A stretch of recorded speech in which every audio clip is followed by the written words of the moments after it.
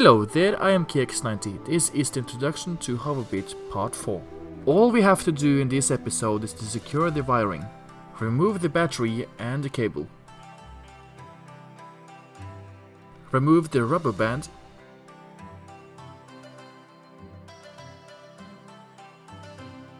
and then place the cable like this. Now we're gonna attach the rubber band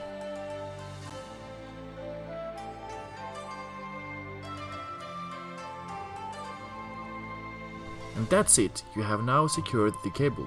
There are many ways to secure the cables, but this is the most efficient one. And then connect the engine cable to the air bit. And that's basically all you have to do to secure the cables.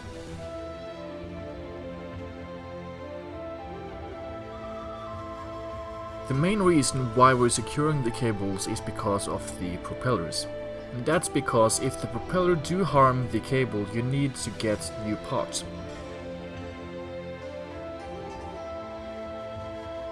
As I've explained earlier, there are plenty of ways to secure the cables. You can secure the other cables too, but I've decided just to show you one way to do it.